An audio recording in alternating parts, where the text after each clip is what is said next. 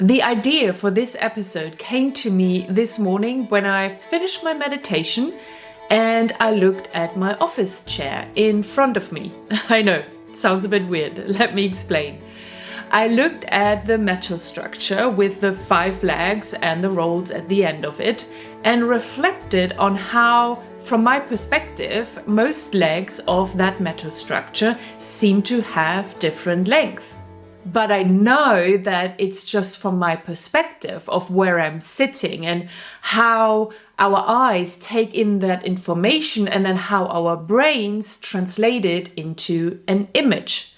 The legs of the metal structures are obviously all the exact same length to give the chair the perfect balance. That's when my brain kept thinking about the perfect versus imperfect balance that I was just there observing, and how this can be applied to us humans and our personalities. So many of us strive for perfection, and some of us literally kill ourselves with the need for perfection. We make ourselves sick working so hard to make everything perfect, but never truly reaching it. But what if imperfection is the true perfection? Let me explain what I mean by that. As I was looking at the different length of the legs of the office chair, from my perspective, I started to associate those with parts of our personality.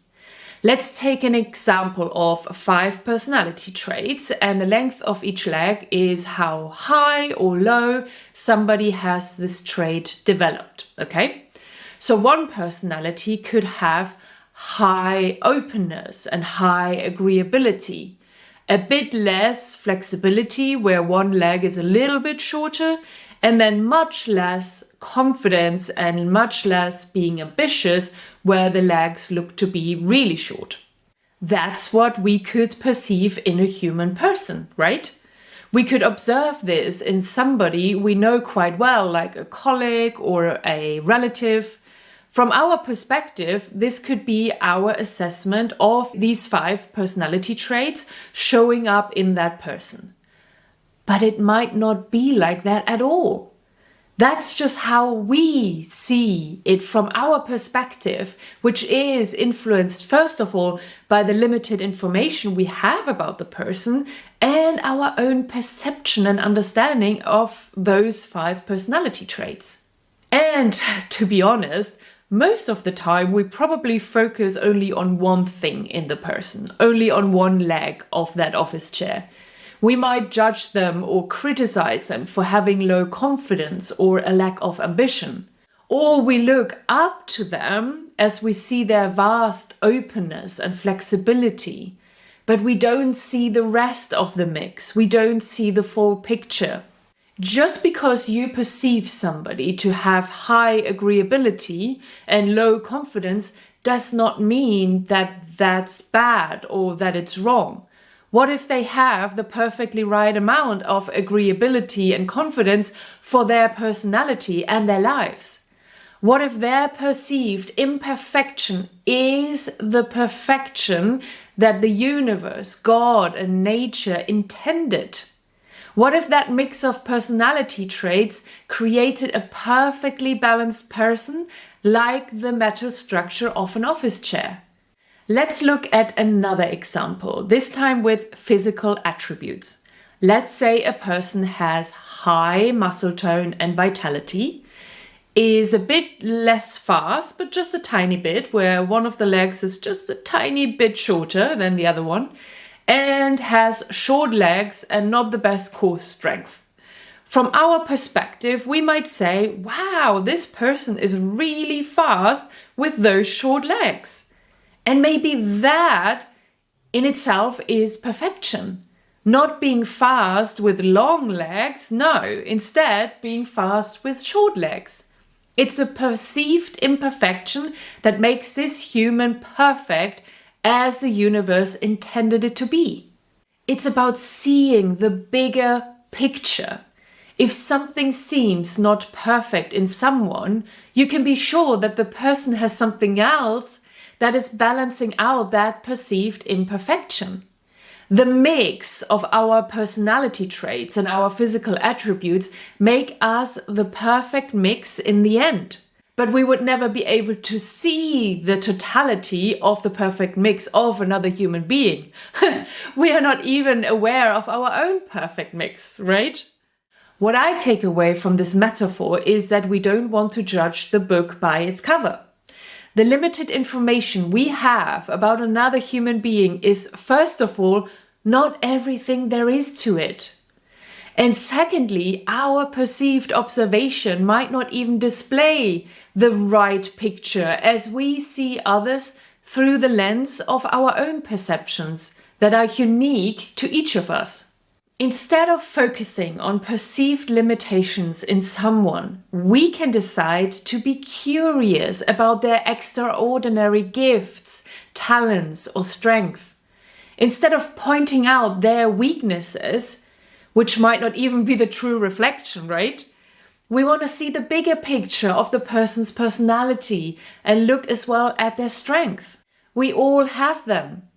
We've all been created perfectly, and we only become imperfect when we lose sight of the totality of who we are.